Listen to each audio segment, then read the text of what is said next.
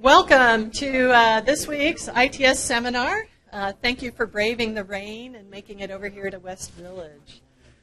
I am very pleased to introduce today's speaker, Kate White, who is the Deputy Secretary of Environmental Policy and Housing Coordination with the California State Transportation Agency.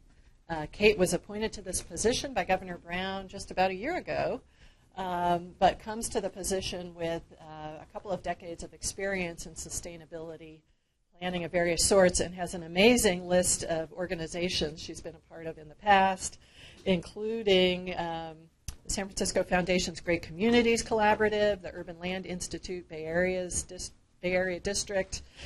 She was the founding executive director of the San Francisco Housing Action Coalition, the founding co-director at City Car Share. That's one our audience will be very interested in. Has also worked for Urban Ecology and the National Low Income Housing Coalition. So just a wealth of experience related to sustainability and issues around it. So this is a very interesting time for state departments of transportation, given declining revenues with increasing maintenance needs. They're struggling to figure out how to address this sustainability thing that we're dealing with. But I think the challenges are that much more here in California. Very interesting time here where we in fact have climate change policy that we're trying to figure out how to implement. And for an organization like the California Department of Transportation, that's especially challenging. So Kate is in the midst of all of that, and I guess sort of above it and in the midst of it, and has been a part of this sort of rethinking about how we should be organizing the state agencies involved in transportation, and sort of reorganizing them to more effectively address our sustainability issues. So I think I've said enough there. I'm going to turn it over to Kate. Let's please welcome her and look forward to your talk.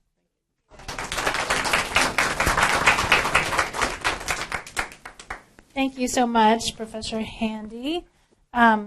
Is this okay? I'm putting it right here. I think okay. You are correct. It is a very exciting time in transportation in California.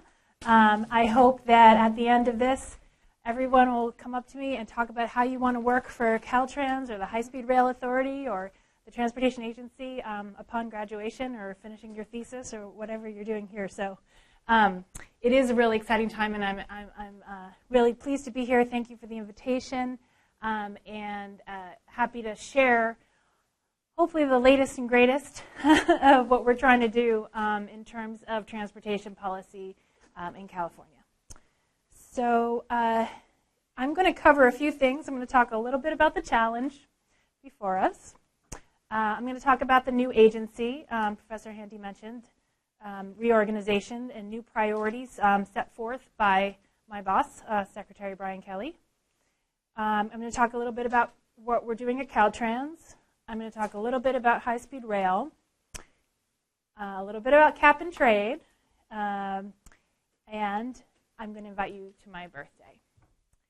So that's our agenda, and I know I have till about 2:30, right? Okay, I think I can cover it all. So first of all, about defining sustainability, I probably don't need to do that for this crowd, I would imagine, but generally when we talk about sustainability, we talk about the 3 E's. We need to incorporate economy, equity, and the environment. Sometimes people think of sustainability as just an environmental issue. It's really not. It's also looking at how we can have a prosperous economy, how we can have social equity. On the right, this was from the Caltrans recent capital delivery newsletter. It talked about, I guess it's the 3 Ps, people, planet, prosperity. But any way you look at it, it's incorporating the 3 E's or the 3 Ps to balance them and to make sure we have social, environmental, and economic resources for the long-term public good. So we're not sacrificing basically our children's children We're not, you think of the 7th generation planning for that, so that we're consuming resources or restoring whatever we're doing will affect the future, and we don't want to sacrifice that for the present. So that's what the basic idea of sustainability. So the challenge, we're not too sustainable, actually, in a lot of ways. And a lot of what we have planned, unfortunately, still in California on the books, looks something like this. And so the challenge here, I don't know if I have it. Do I have a lighter thing? Maybe not. Well, I can just walk up to it. So if you live here and you work over there, your only option is to get in your car, find the nearest off-ramp, go over there, and get to work. So from sort of just an economic perspective, people don't have the options to get access to where they need to go to work, to basic needs and services without having to get in their car, which is the most expensive type of travel. Obviously, from an environmental perspective, I don't need to tell many of you, this is not sustainable. We're causing more sprawl, more development pressures on outlying areas. And then from just a basic social perspective, living further from your jobs, not having viable transportation options, spending less time with your family, dangerous streets for kids and elderly. There was an article just last week that I think it was kids age 12 to 16. The leading cause of death is for that age group is getting hit by a car. So it's really a health crisis too, and a lot of the health. I'm happy to see actually a lot of the health sector getting involved with transportation because they're seeing that this is a leading cause of injury and death is traffic accidents. So clean vehicles and clean fuels are absolutely essential part of the solution. But you can run over someone in your electric vehicle just like a standard vehicle. And so I think it's only one part of the solution. I'm going to focus on other things besides cleaner fuels and cleaner vehicles, which is absolutely essential and has done a huge thing to make our California cleaner. But there's a lot of other things I think in the transportation sector that need work. So that's some of the challenges before us. Oops, it's worked backwards, so I'll just click it all. In terms of some of the laws on the books that are trying to address the challenges before us in the transportation sector, there's a whole long line of them. There's, back to 2002, and probably well before that, but certainly AB 857 was the infrastructure planning priorities, laid out that basically everything we do should follow three basic priorities, that everything we do in California should promote infill, should increase conservation, and that should be as efficient as possible. So that was the infrastructure and the planning priorities, which actually helped give birth a few years later to the Strategic Growth Council, which we sit on. I spent a lot of time with Strategic Growth Council. That's 7 different agencies that are working towards those 3 priorities. Then there's, of course, AB 32, which hopefully everyone's heard of, the Schwarzenegger's California Global Warming Solutions Act. In 2008, which, of course, set forth reductions in greenhouse gas emissions, pretty aggressive reductions by 2020 that we need to get down to 80% of 1990 levels. And then in 2008, SB 375 laid out the Sustainable Communities and Climate Change Protection Act, and that calls for every region in the state, every metropolitan planning organization has a target set forth by the Air Resource Board, and I know we have the board member, Dan Sperling, here, by the Air Resources Board, a target that they have to meet to reduce their greenhouse gas emissions.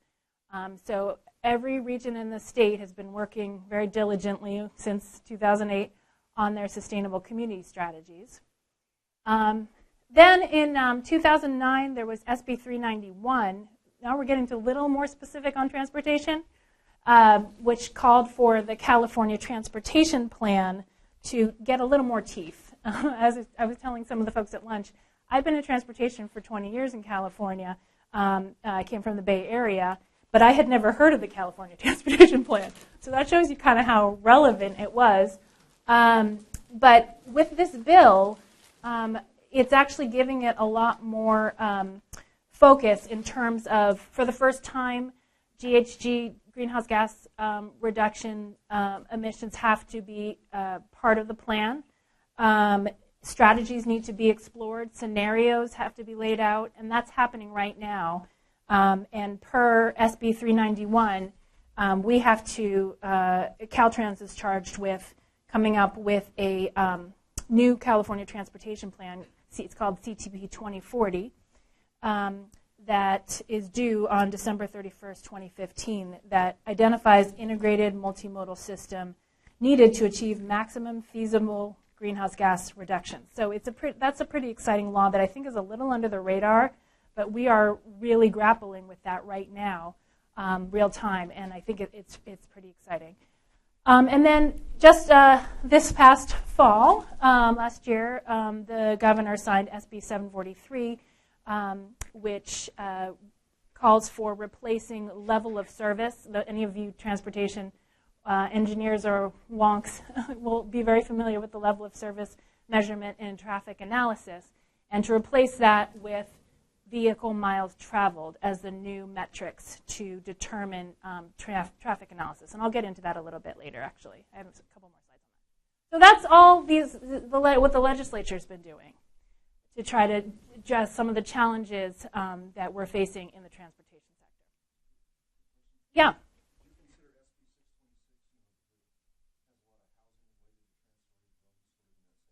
SB 626, yeah, there's another, I think it's 262, I don't know. There is another bill, yes, that that calls for kind of streamlining transit-oriented development projects that meet certain criteria. They don't have to go through the full CEQA analysis that maybe a sprawl project should go through.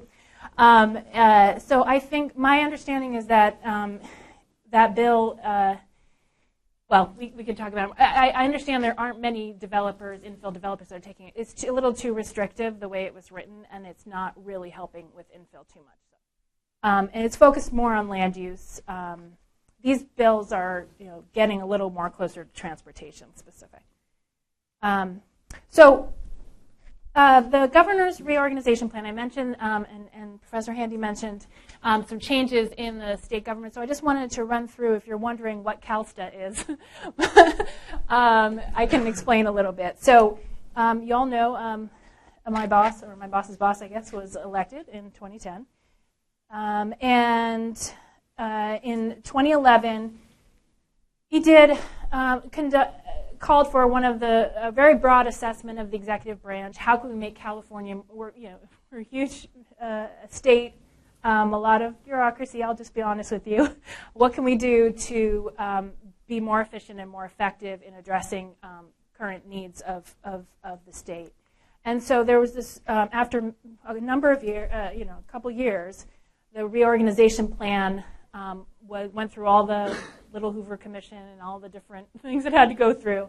And it finally went into effect July 1st, 2013. And so it was a very extensive reorganization of state government.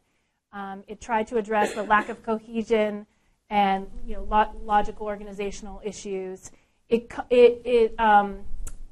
reorganized, biggest reorganization since 1968, and it consolidated 12 cabinet agency into 10, reporting directly to the governor. So Secretary Brian Kelly is my boss, and he reports to the governor along with 9 other secretaries. So that's sort of the overall reorganization. In terms of transportation specifically, what did the reorg accomplish? It created a single governor's cabinet level agency to oversee and coordinate statewide transportation policy for a modernized and integrated transportation system in partnership with local and regional agencies, which is really key, where we have a lot of local control in California, the metropolitan planning organizations, the 58 counties, the 400 and something cities. Everybody has their own little piece of the pie in terms of transportation. and certainly land use. And so the idea here was let's really focus on how we can have a very effective and focused agency that consolidates all the transportation functions under one umbrella and works very closely and much more intensely probably with our partners to advance the goals of the state. So that was the reorg. And then in terms of, it was effective July 1st of last year, like I said, and we retained Caltrans as, of course, the biggest department with 20,000 staff across the state. We also have the California Highway Patrol. We have the Department of Motor Vehicles, several other smaller departments. Significantly, we added to the High-Speed Rail Authority, which you've probably heard of the governor's choo-choo train.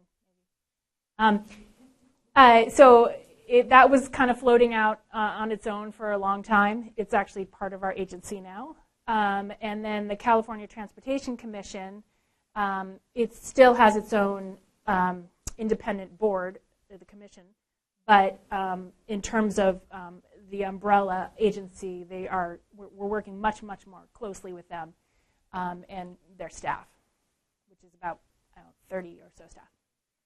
So that's the transportation agency. And then in terms of, did I mention Secretary Kelly? He was interim BT&H agency secretary. Now he's in charge of the transportation agency. He's the secretary. And he has a really extensive background in state transportation policy. He worked for 2 decades with the Senate Pro Tem office, so the last 4 Pro Tems, Steinberg being the most recent. Worked with all of them for the last 20 years, so focusing on transportation and land use. So I'm very lucky to have him as a boss. Very, very supportive of what we're trying to do. And then, so in terms of how to restructure some of the, reprioritize what we need to be working on from the transportation sector, Secretary Kelly brought together a very broad stakeholder. It's about 60 people representing very different, everything from the truckers to the bike ped advocates to environmentalists to housers together in a stakeholder group over the last, I guess it's about 2 years they've been meeting now, even before the agency was born, to really advise him on what we need to be thinking about moving forward with the new agency. So it came down to, and this report is on our website, preservation, innovation, and integration as key concepts. And so I'm going to quickly walk through those. And if you want to see his report with advice from that stakeholder group, it's on our website, calstat.ci.gov. It's pretty short. It's like 6 or 8 pages. And it gives you a good sense of the policy priorities moving forward. So, so in terms of preservation, innovation, and integration, I'm going to walk through those. On preservation, Arash is going to be happy to hear about this because we were talking about it at lunch. There is a real focus on fix it first and efficiently using our resources. So currently, we have about 50,000 miles of roads that the state owns that cross California. If we do preventative maintenance, we can have a savings of 10 to 1 versus delaying the repairs and having to replace facilities. So similar to preventative health, where if you eat better and you exercise regularly and take care of yourself, hopefully you live longer. And it's the same with streets. And so we're really trying to institutionalize this for the first time, really, have a very aggressive fix-it-first policy in terms of everything that we do. And highway maintenance, in particular,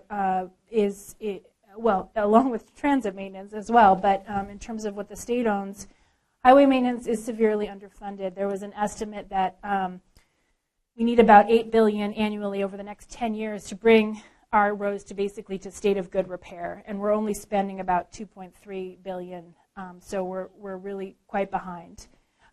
So these projects, it is a big chunk of our budget, though, $2.3 billion a year. And there's lots of opportunities to rethink, per some of ARASH's research, how we can rethink the materials that we're doing to be more efficient, to be more environmental. And also, there was another gentleman, what's your name? Yeah. Aldo talked about complete streets, and so I'll talk about that a little bit more too. But I think as we're doing these rehab jobs, what is our opportunities to rethink some of the design of the streets to be encouraging multi-modes? And then secondly, I talked about preservation, innovation, and integration. So innovation, a lot of it's about mobility choice. I'll talk about high-speed rail a little bit later in a few minutes. But in terms of mobility options, Professor Handy mentioned that I helped found City Car Share back in 2001. It's kind of old school now. But we do have about 30,000 members in the Bay Area sharing about 450 cars.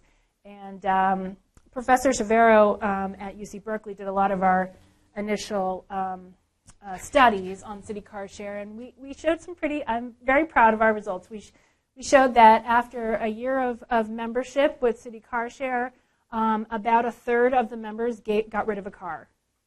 So either went from 3 to 2 cars, or 2 to 1, or 1 to got rid of their car altogether.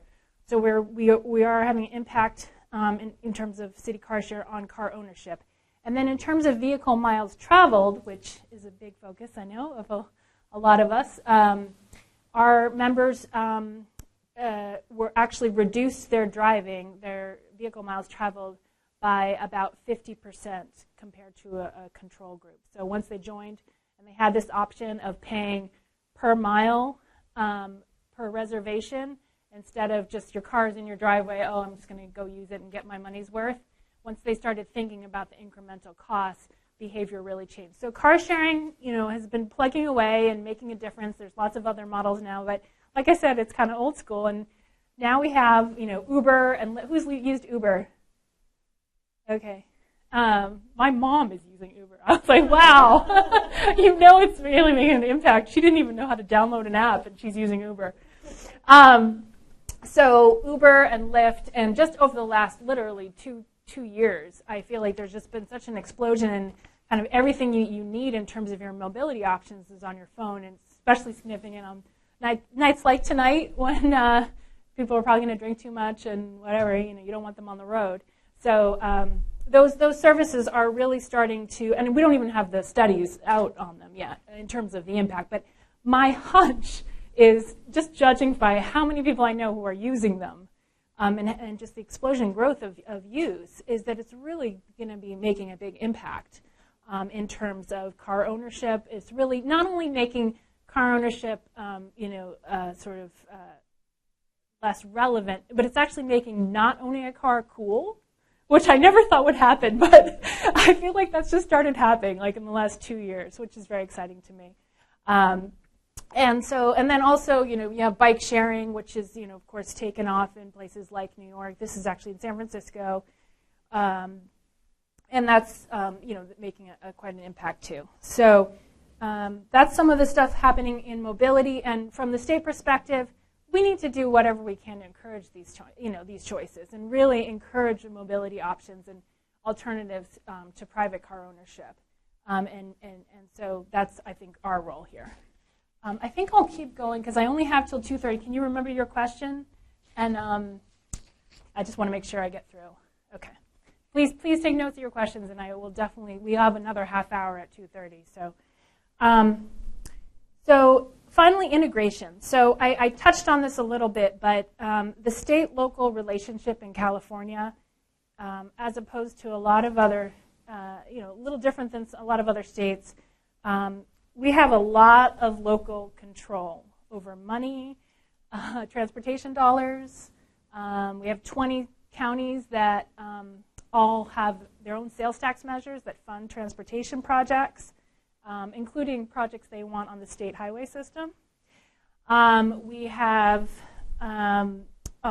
very strong regions, metropolitan planning organizations, which again have control over a lot of money, including state money that goes directly to them to decide basically what they want to do. It has to go to the California Transportation Commission for approval, but it's pretty much a stamp as far as I can tell so far.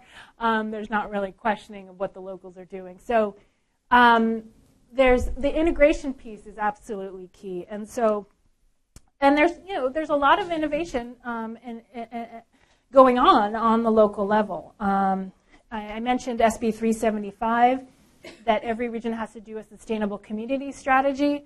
Well, those, coming from the Bay Area, I just started a year ago, moved from the Bay Area, and Plan Bay Area, which was our sustainable community strategy, it was a complete game changer. It was kind of crazy because the Tea Partiers came out in droves and tried to kill it, and then you had the far left-wing enviros that sued, and it was crazy. But it kind of got everybody in the region for the first time really talking about these issues about growth, how to manage it, where we're investing our transportation dollars, how we're growing, what our land use decisions are, what are the implications for the environment. So these sustainable community strategies have really been game changers, I think, for the regions. Thanks to SB 375, and again to the Air Resources Board for setting our targets to the regions. But I think there's still a question of, okay, the regions have sped ahead and they come up with all kinds of pretty incredible plans, neighborhood plans and things like this neighborhood here. But what's the role of the state? And I think part of it is we need to make sure that we're supporting enhancing these very forward-looking plans with funding, with technical assistance, with alignment of our interregional infrastructure investments. And we need to make sure that we are doing everything we can to advance these priorities, as I mentioned, preservation, innovation, integration, reinforcing the economic strength of cities and towns across California. So, so those are the three concepts, priorities in terms of where the Secretary is going and directing us: preservation, innovation, and integration. Okay, and then what are we actually doing? Those are the concepts, and one of the first things also that as he came into his position, the Secretary directed an external review of Caltrans in particular to really call for, and the governor asked for this as well, really an honest assessment of the department's management and operations, communication, both internal and external, performance, employee accountability. So this external review was done by a group out of University of Wisconsin called the State Smart Transportation Initiative. And I hope it's okay. We didn't go with any of the USU schools, partly because, yeah, it's a little bit of conflict of interest. We have a big research budget at Caltrans, and we fund all of you guys. So we kind of had to go out of the state to get an honest assessment. And it was pretty honest. And it's a long report, but again, on our website, calsta.ca.gov, the first 6 pages is an executive summary if you want to take a look at that. And really, it came out in January, and it calls for modernizing Caltrans in the areas of the mission goals, alignment of resources and skills, and management systems. So it's been kind of our marching orders to follow up on the recommendations since January. And so in terms of our response to this report, we have done a lot. January through June, we met with tons of people and really reviewed in depth the report. We've been collaborating with Caltrans staff and top management to review the recommendations, and then in June, we kind of morphed from everything was SSTI, and I think at least Caltrans and even I got kind of sick of that. It was like, okay, let's do Caltrans Improvement Project. So now that's what it's called. in June. And basically with the immodest goal that we really want to be the best DOT in the United States, and that we want to encourage a culture of performance and innovation throughout the department. So top down and bottom up. So there were a few early action items coming out of that report, and I'm happy to say that we've made very good progress on all of them. And so one of the early action items was the new mission, vision, and goals for the department. And so you might recall, and I think it still says this on the vans that go around the state, improve mobility across California. Not that we don't want to keep doing that, but we felt like it was a little limited in terms of modernization of the department, what we really are impacting, and the important role that transportation plays in so many things. And so our new mission for Caltrans, mission and vision, are quite bringing a number of other things. So provide a safe, sustainable, integrated, and efficient transportation system to enhance California's economy and livability. And then our vision for the department is performance-driven, transparent, accountable organization that values its people, resources, and partners, and meets new challenges through leadership, innovation, and teamwork. So I think I underlined livability in there because as partly a land use person, I think that starts to touch on the essential fact that transportation has a huge impact on land use and livability, good and bad. And so I think that's a key part of the new mission. And then in terms of our new goals, I'm very excited about these for Caltrans. They are safety and health. I mentioned health earlier, but we really are focused on providing safe transportation system for workers and users and promoting health through active transportation, so that's biking and walking, and reduce pollution in communities. Stewardship and efficiency, money counts, responsibly manage California's transportation-related assets. I've touched on that as well. Sustainability, livability, and economy. We need to make long-lasting smart mobility decisions that improve the environment, support a vibrant economy, and build communities, not sprawl. System performance. We need to make sure that we have a reliable and accessible transportation system for all travelers, and organizational excellence. So those are our new goals, and we're in the thick of specific objectives for each goal, and then metrics to measure our progress on each of those goals. And it's been a very, very in-depth process with agency really involved. Sometimes I think to the chagrin of Caltrans, they're kind of sick of us being over there all the time. I was over there this morning. But I think it's time. We had to just be really, really, really involved. And I think we're making some good progress. So that was one of the first early action was new mission goals. Another early action item that SSTI recommended, and I think this was really kind of a brilliant indicator of things to come, is that we endorse, and there's a big smile on the guy on the left shaking Director Doherty's hand. The guy on the left is the head of the California Bicycle Coalition. And that's actually Director Doherty on his bicycle. You're wondering who that this was the, who's heard of NACTO? Anybody?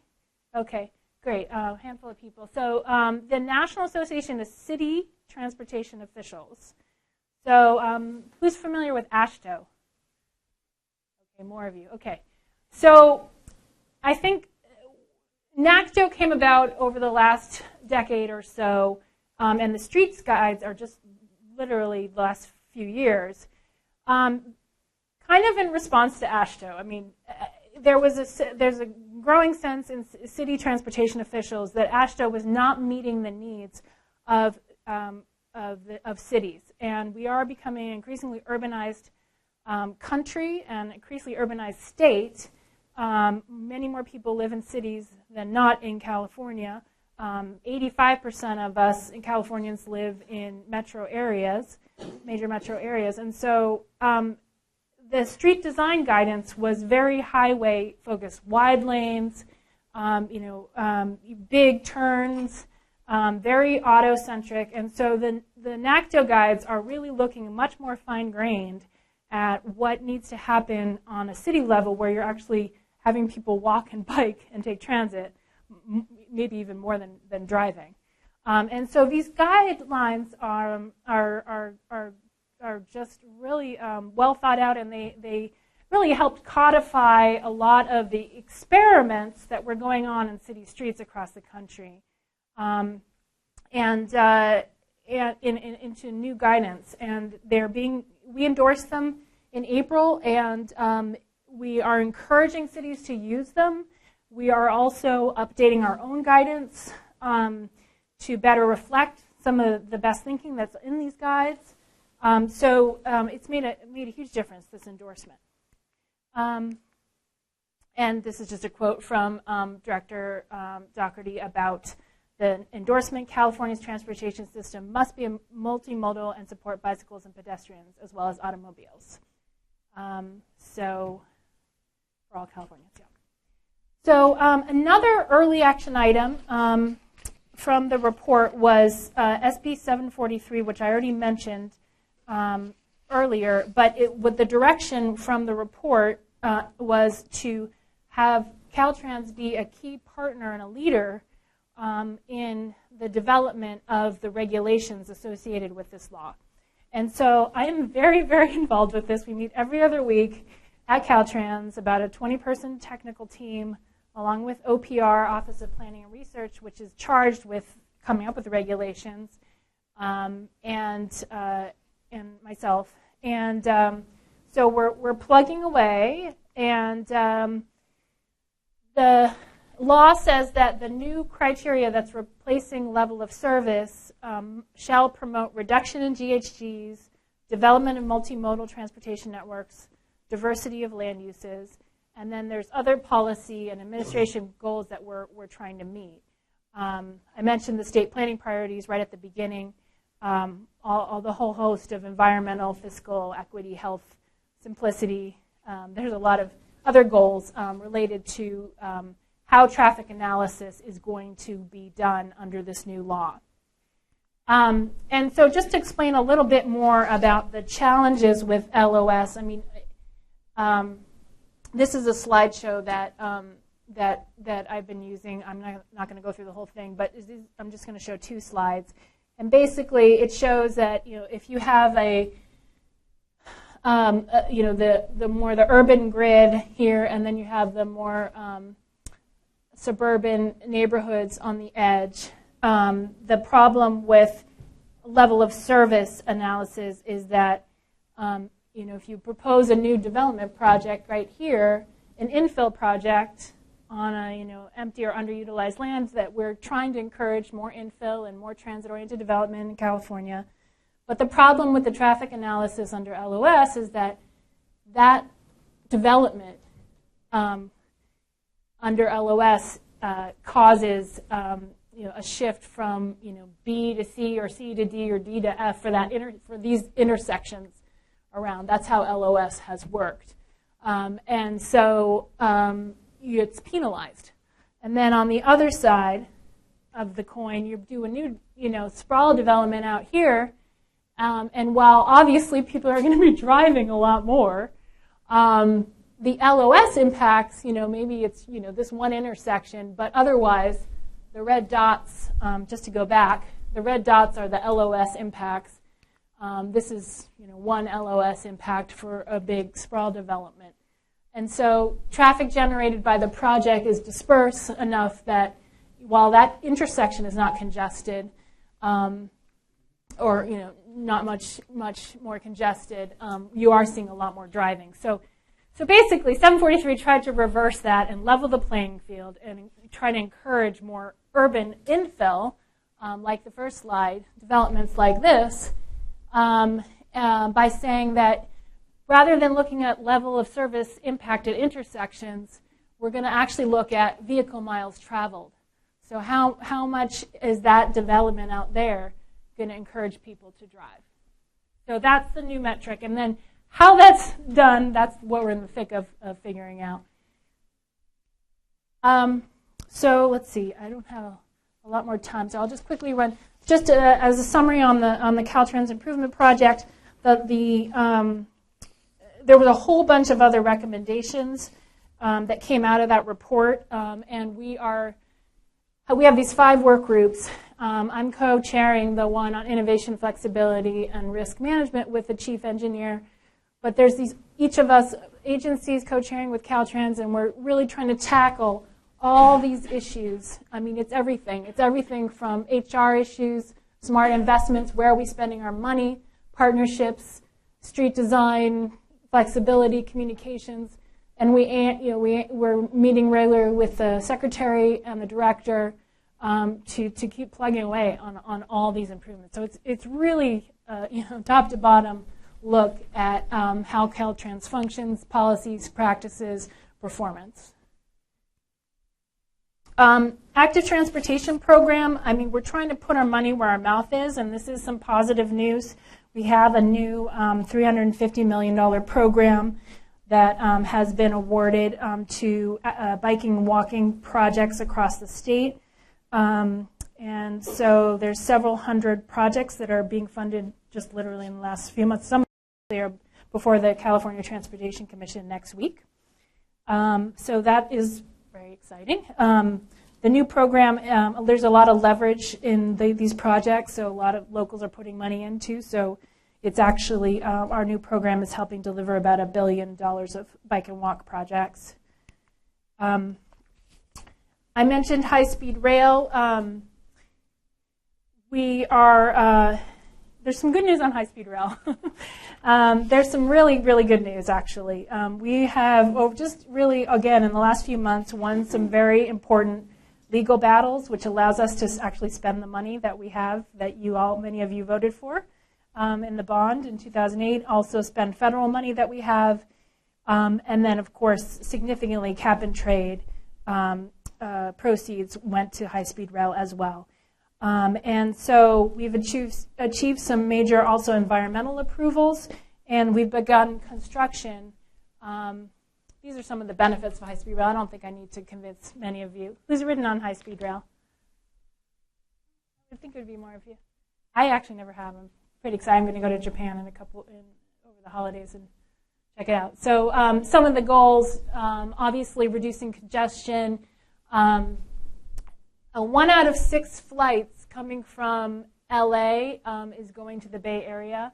It's one of the busiest short-haul markets in the United States. It is the busiest short-haul markets in the United States.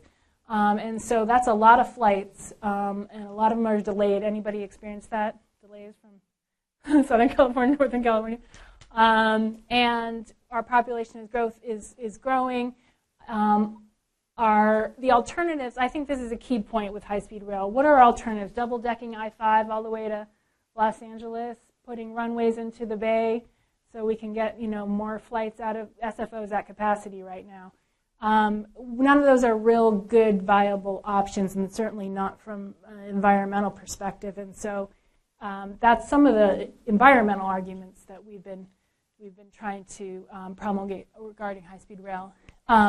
And then in terms of where the project is, the other part of it is that we're trying not to say project anymore. I'm trying to say program, because it really is the modernization of rail in California. We are investing today in the Caltrain electrification corridor up in the Bay Area from San Francisco to San Jose.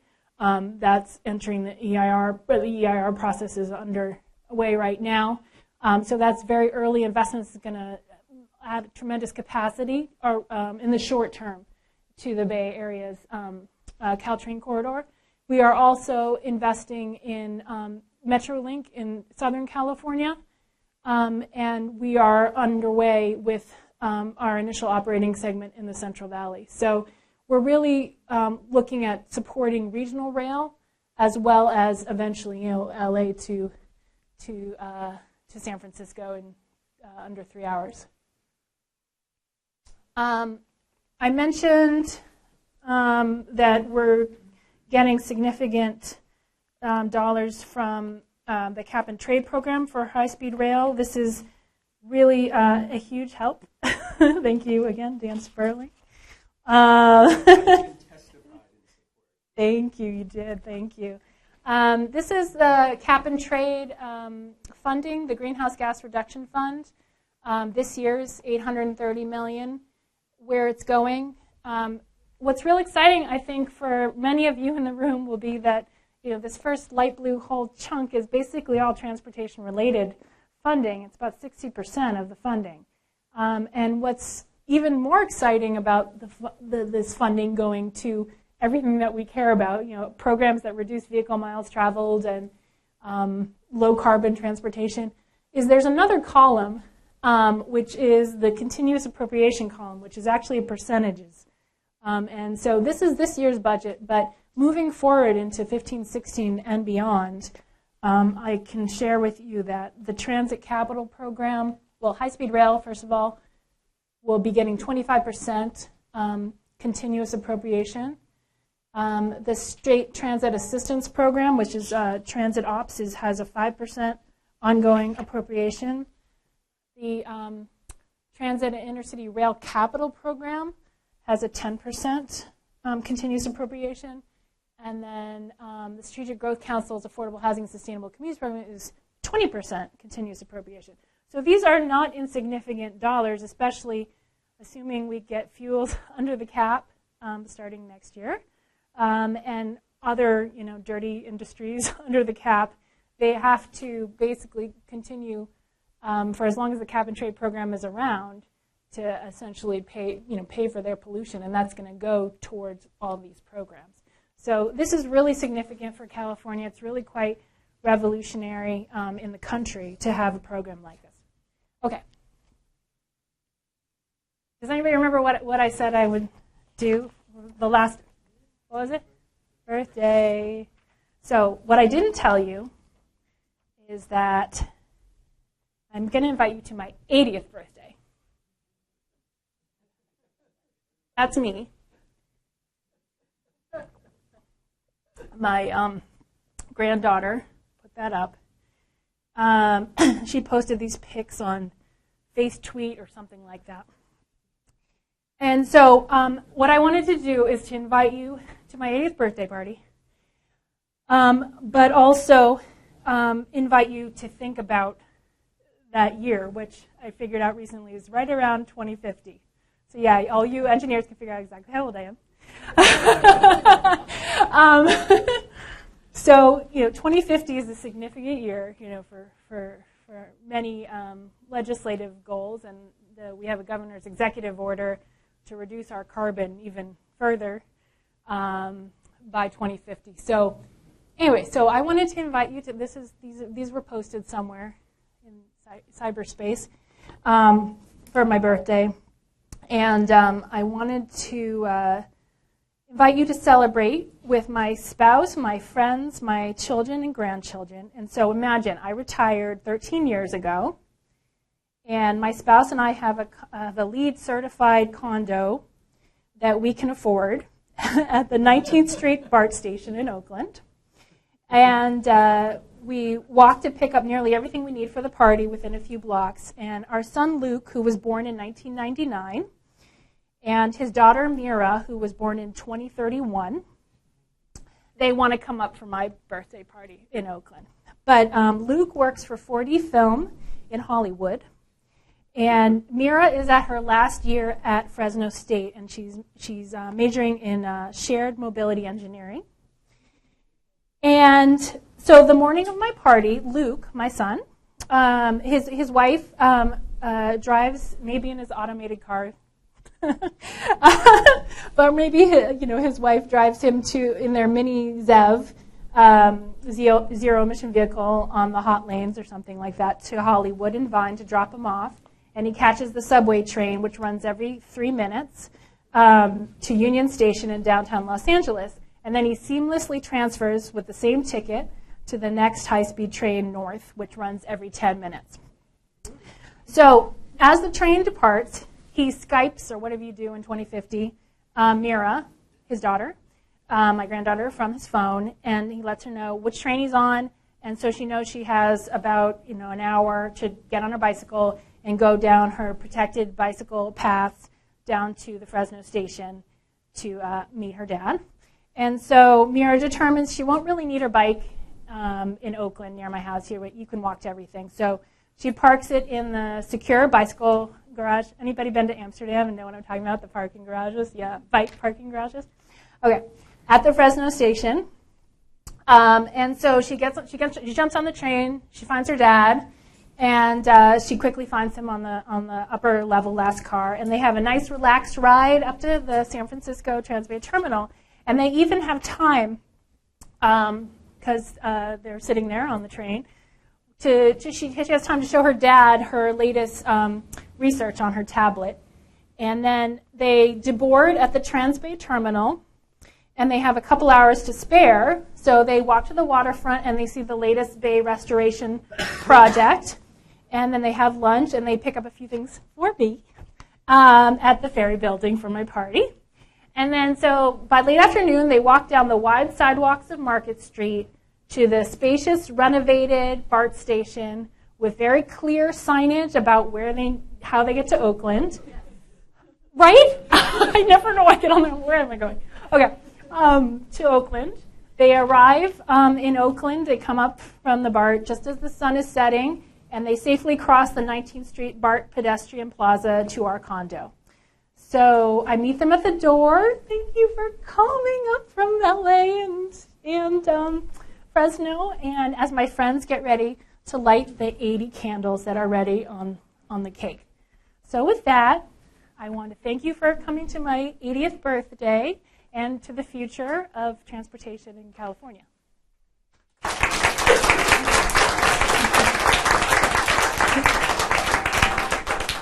And you can get in touch with me there.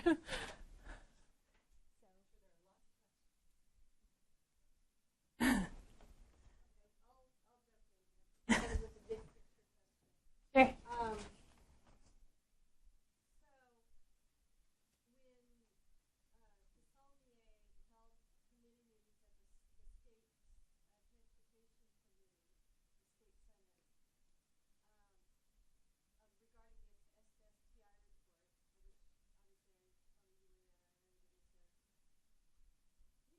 It was very interesting to me. It kind of gave me an insight. I'm retired now, but I worked for Caltrans for 14 years.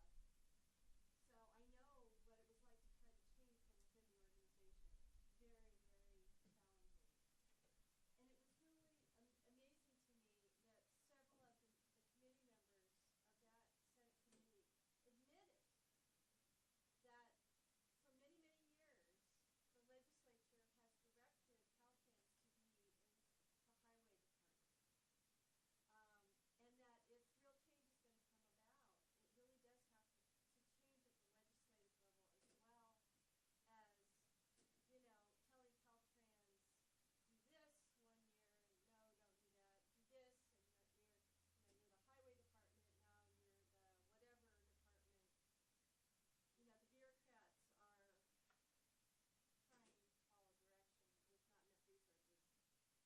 Caltrans, which I'm not doing. But how's it going, Kate? Being there kind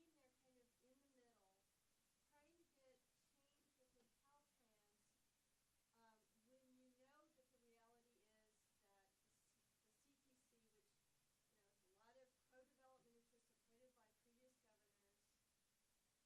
by previous governors, the legislature, and everybody, screams about congestion on the freeways all the time. What's the realistic assessment of the ability to change the direction of this big ship? Without you there. You have to come back from retirement. That's number one.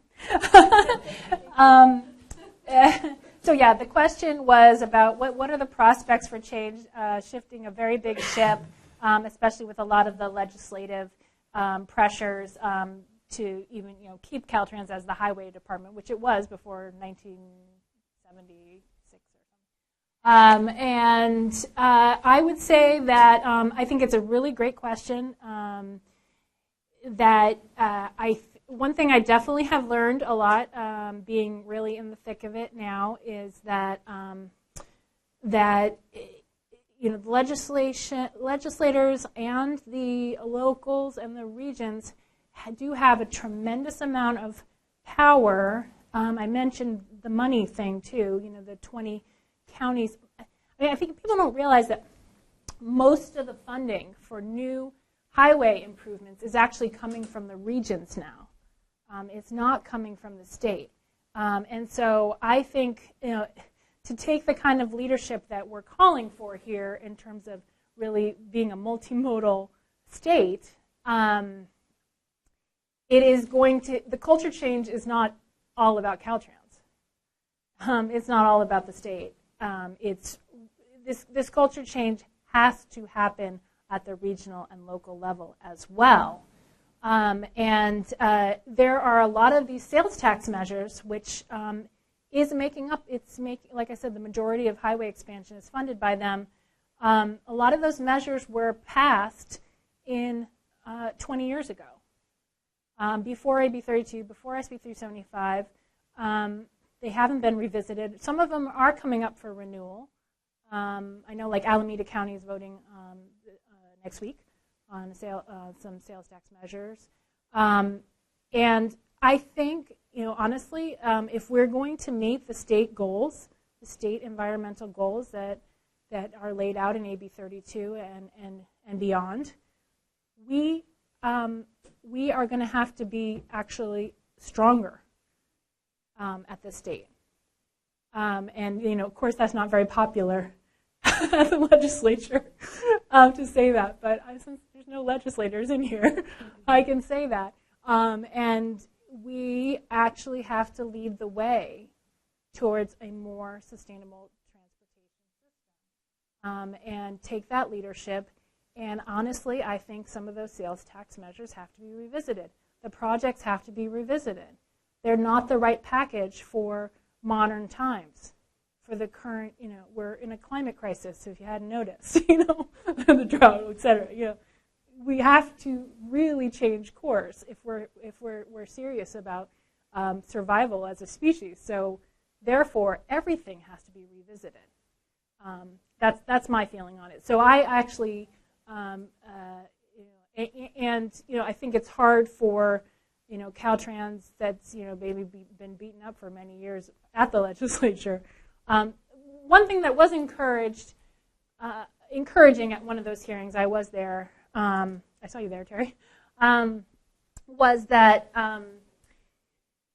Desaulniers? I think there was some admitting of this dynamic, and there was some recognition that the legislature needs to maybe change its role somewhat. Not to take away any power of the legislature or the locals, but that one thing that's happened for many years is that legislature has required report after report after report out of Caltrans. It's all in statute. You have to do, I think, something like 37 reports a year that nobody reads on all different topics, and it's just a complete waste of time from everyone. And so Desaulniers, actually, I was happy that he said, if we're able to make some progress on some of these other things from his perspective, then we could at least cut back on some of those reporting requirements. So that's progress. Do you want to facilitate or?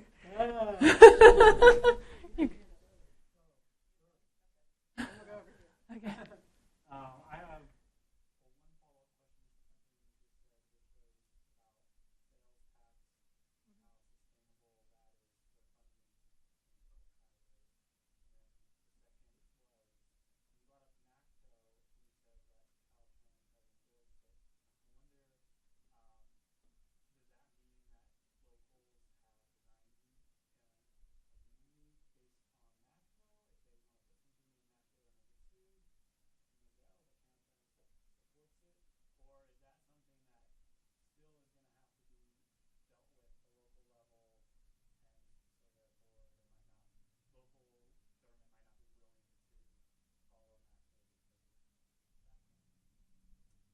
I'm not sure what your question was about sales tax measures, but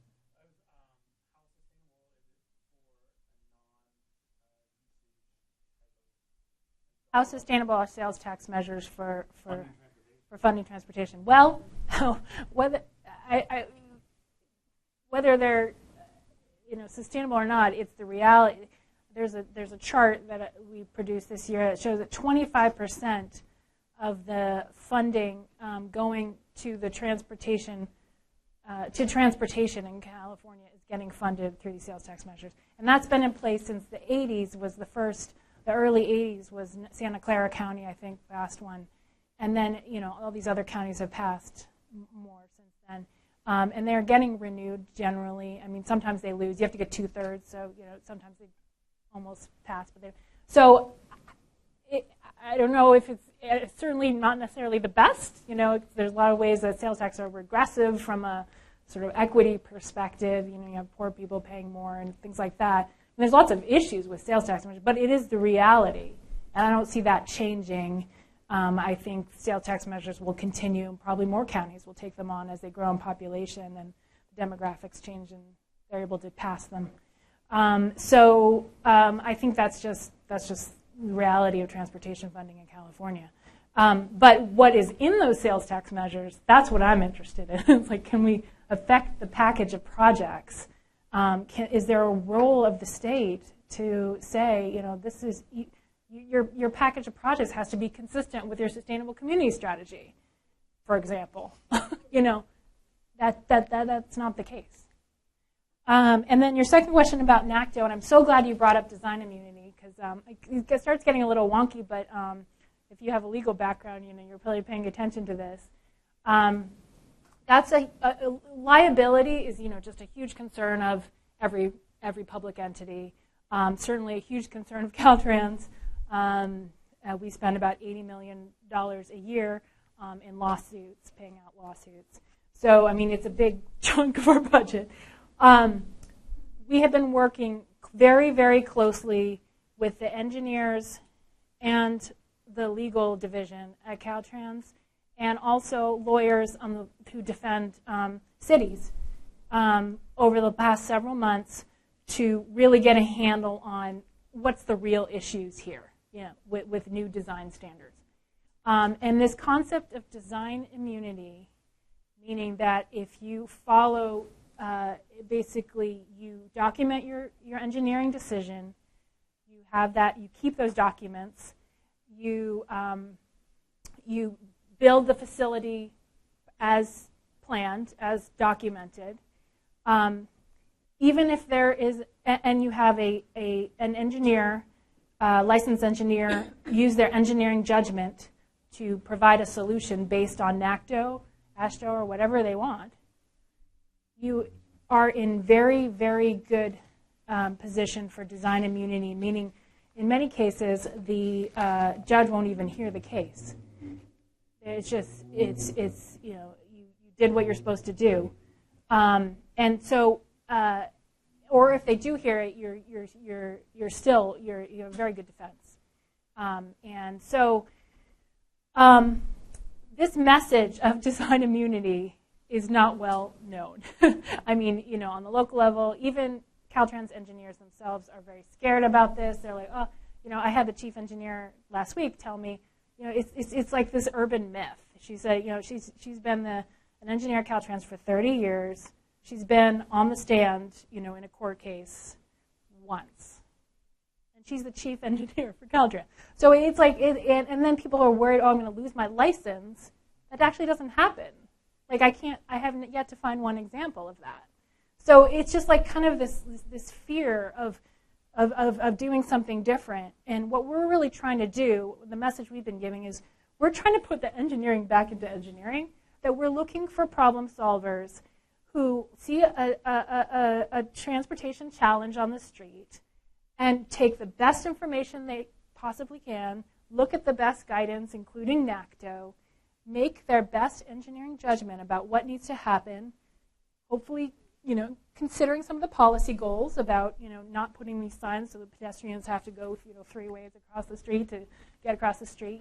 Think about how to actually encourage people to walk, bike, and take transit. What kind of street design would do that? Put forth their proposal, document it, and they're in very good shape. Yeah.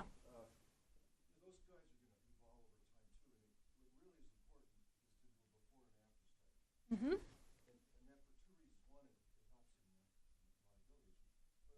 Provides really good information if somebody wants to try the same thing, because it will evolve. Maybe it isn't perfect the first time, but if you do a before and after study, I think you're even more protected. That's a great point. I'm sorry I have to repeat everything she said. I had to repeat because of the recording. They can't hear you. So this gentleman made a great point that we need before and after studies. And NACTO themselves are taking a really great leadership in that. And they're out of New York. There's a recent study that showed a great increase in biking and walking with the new street designs that they've put in, but actually reduction per capita on accidents and fatalities. So there's some really good research coming out. Also, Portland is doing some, University of Portland. But I think your point is very well taken, and I've been trying to hammer this over at Caltrans research department, that is something that we absolutely need to be looking at, is before and after studies. Especially, I mentioned we're about to, we're giving out $360 million in active transportation grants. What an opportunity. There's going to be pilots and examples across the state. How are these facilities working? Is it actually encouraging a mode shift? How are the safety issues? All those things, and look at before and after streets. It absolutely is key. So much data and research going on in this sustainable bikes now. Everybody's doing it separate studies. If there was a standard for how to do the studies, and in fact comprehensive, some of them you might not do, but at least there was a format so that they were comparable. Because I've seen so many things that the data isn't even comparable. Yeah. Another one of our missions. Yeah, great. Let's see UC Davis do it.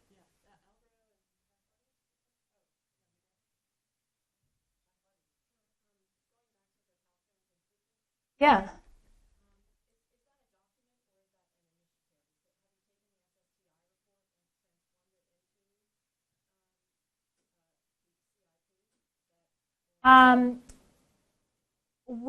I wanted to leave it on my birthday, so you're going to get it on my birthday. It is not yet a document. The SSTI contract is wrapping up, and they are doing a kind of final report right now. I actually sent in my edits this morning. And that will be coming out in the next month or so. And that is really looking back at the last 9 months, how have we done on all the recommendations. So that'll be key. And then that includes something that Caltrans and we, the co-chairs of all those 5 work groups I mentioned. It includes an action plan of what we've done and what we're planning to do over the next. This is a multi-year effort.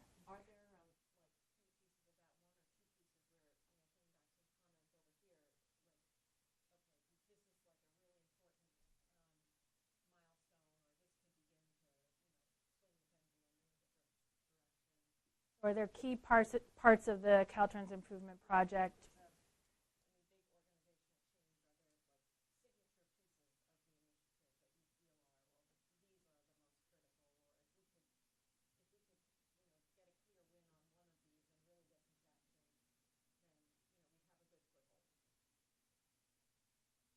It's hard to know where to start because so many of the recommendations and the work of the work groups is so important. I'm trying to think what would be near the top.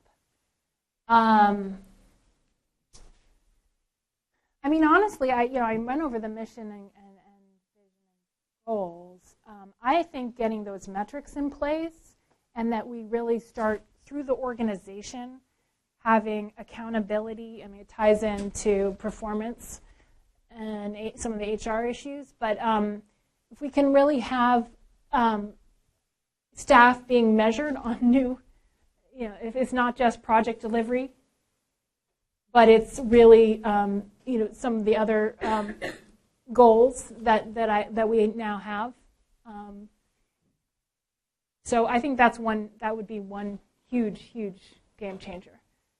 And there's extensive goal teams going on, by the way, which includes dozens and dozens of Caltrans staff for each of those goals. That's going on as well, to develop the metrics for how to measure progress on those goals. So I think that's all. That could be just huge in terms of culture change and getting people all the way down and through the districts involved. Mm-hmm.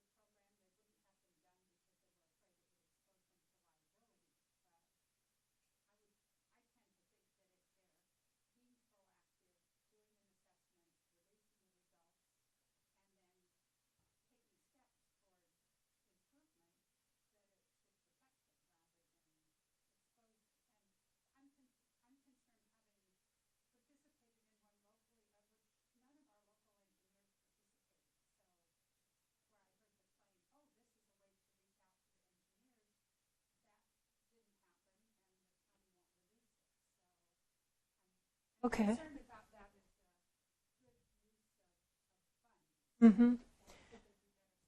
Yeah, so a couple of things. I think you mentioned Office of Traffic Safety grant. Yeah, so that's actually another department under our agency that has a new director, Rhonda Kraft, and she's really rethinking a lot of things about that office and how they do business as well. I didn't know about that particular issue of the speaker brought up the issue of needing to release results from grant-funded projects out of the Office of Traffic Safety, and I mean, it sort of also ties back, the communication thing, because this is Caltrans, but I mean, maybe it applies to Office of Traffic Safety too. I think we need to just generally in state government be much better communicators in terms of telling our story. What are we doing? What are our goals? How are we meeting them or not? Per your point, how are we doing in terms of performance? Strategies for delivering both the good news and the bad news. So community engagement early and often. So I think communication, transparency is absolutely critical, and there's huge rooms for improvement. I won't argue with that at all. But I'd be curious if you want to talk after about that particular issue. Yeah.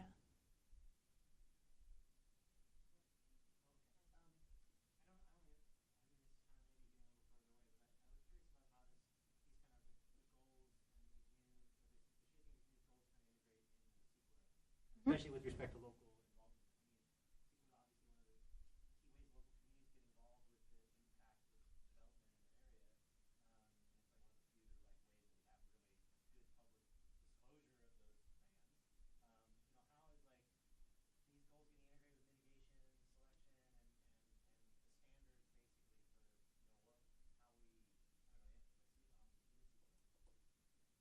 involvement. That's a huge question. The question was about how does all these principles and goals and everything I talked about today relate to CEQA, and how. So I think there's so much to say about CEQA. It's hard to know where to start, but I think that I think they can absolutely be integrated and better considered through the CEQA process. Certainly, CEQA process that we do at the state for example, all our transportation projects. Unfortunately, from what I've seen, and I've been reviewing a number of EIRs since I started in the last year, a lot of times the alternatives are a little restrictive. It's like the purpose of need is to like connect this freeway with this freeway. That's not really, a purpose in need, and it's not really fully exploring, and the alternatives are 17 feet this way or 17 feet this way. I mean, that's not really alternatives as I see it, and I don't think that was the intention of CEQA. So I think I think there's a lot of problems with CEQA law in terms of it producing these kind of problems, but there's also ways that we can better utilize CEQA to meet some of these goals. And I think the alternative studies is just an obvious one. What was the true range of alternatives that you're looking at for a project? Have it not just be one mode or one simple solution, as opposed to really looking at the complexity of the context, the land use context. There's this idea of context-sensitive solutions, and what are the larger goals of the project. It's not just connect. A gap in a freeway is not filling a gap is not a goal. It's like moving people, having better access to destinations, health in the environment. Those are the goals.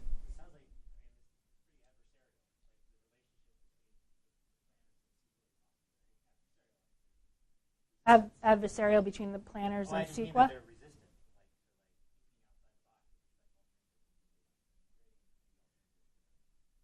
Yeah, I think the environmental review division of Caltrans, even the head of it, I'm sure would agree with me. I think that there's a lot of room for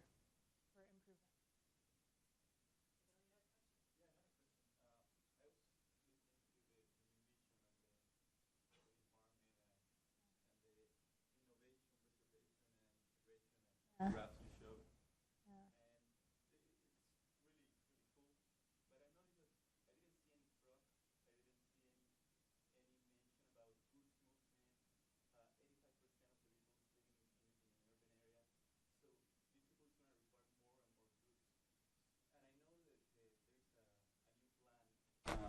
The freight mobility thing.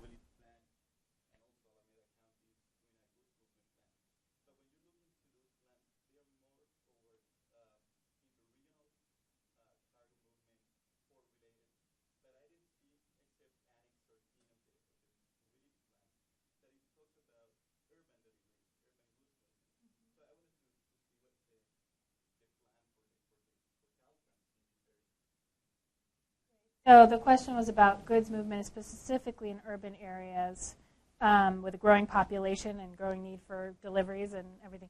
So I have a couple thoughts on that, and my focus has been historic. My background's more on passenger travel, obviously, but I think there's a couple things.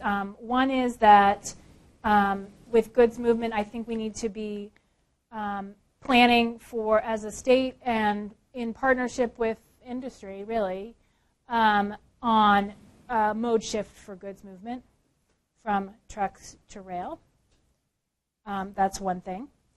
The other thing is that, and it kind of connects back to passenger travel, but how are we going to, reserve the highways, which really, should be primarily goods movement corridors for goods movement. And the way we're going to do that is to get real options for passengers, so that you don't have a bunch of single occupant vehicles clogging up, what should be a goods movement corridor. So those are a couple things on that. But yeah, we could talk more about it. Oh yeah. But it is.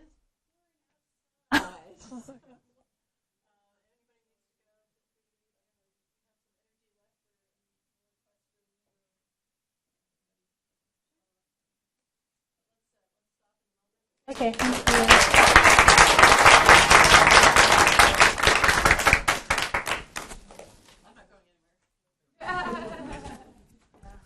I can stick around a little bit.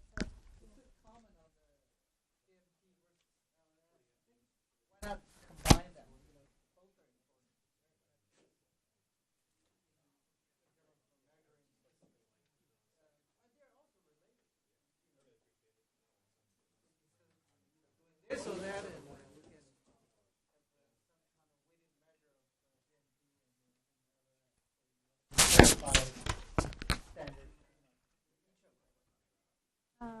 I didn't get into all the issues with LOS. There's lots of others besides that. I focused on sort of the last in problem, but there's a lot of issues. There's a lot of perverse things that happen with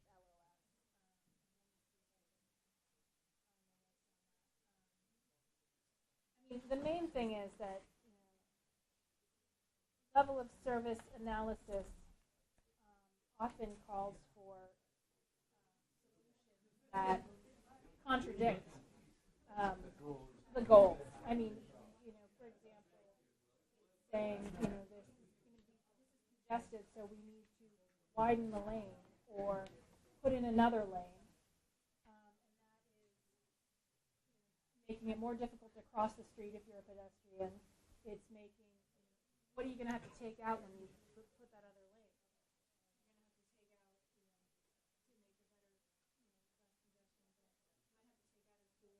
You're going to have to take out, you got a row of buildings, and sort of, where does it end?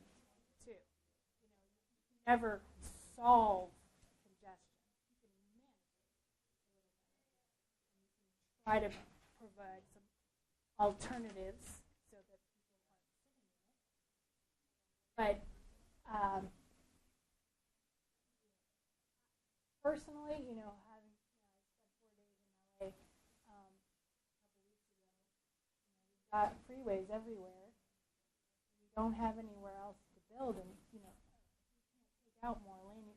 So, and I spent a lot of time sitting in traffic, and so it's like urban areas. I just don't think we can solve.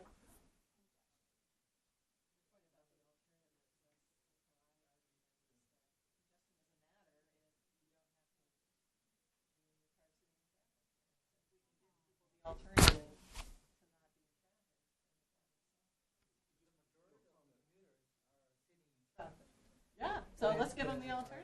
Yeah, let's get them out. You had a question earlier. Sorry. Oh.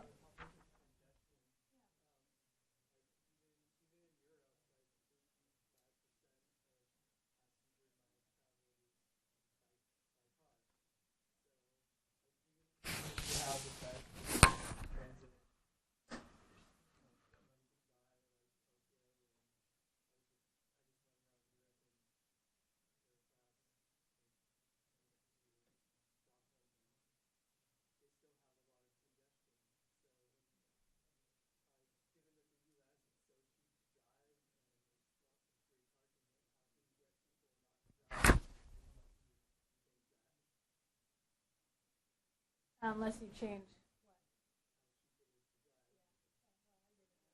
what? We are. I didn't mention it, but we're actually piloting a couple things. We have 2 policy papers that stakeholder group I mentioned that we put together. There's a couple policy papers that are being hashed out right now, and one of them is on tolling and pricing, which we don't really have a state policy on it. It's like happening randomly, when you build a big bridge or whatever. There's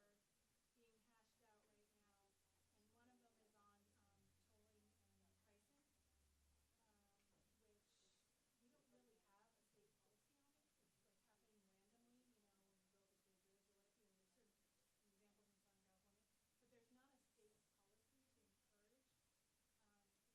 tolling and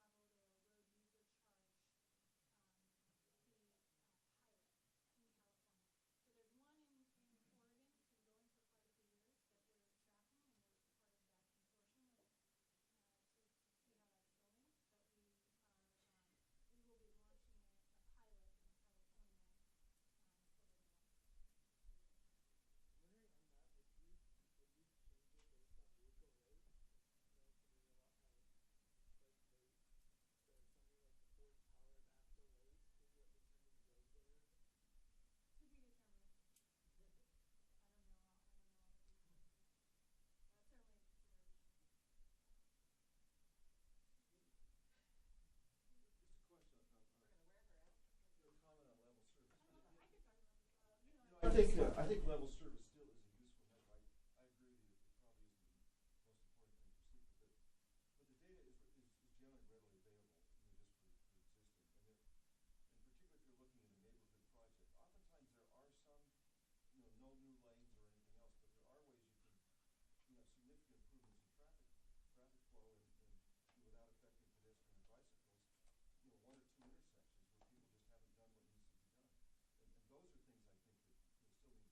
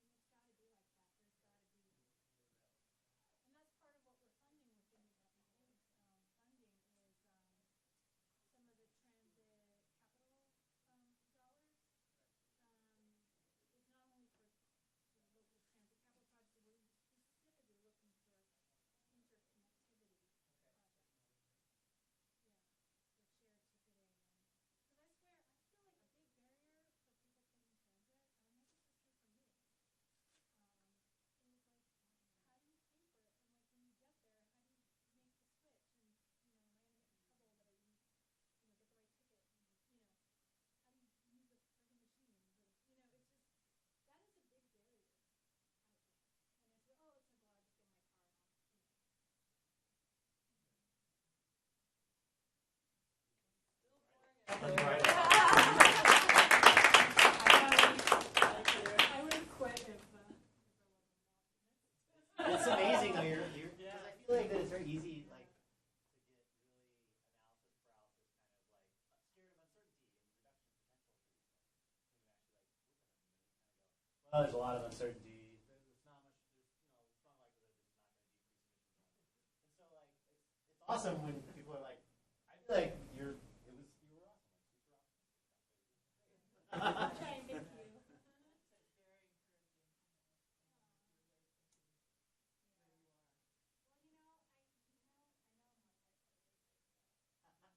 When you know you are.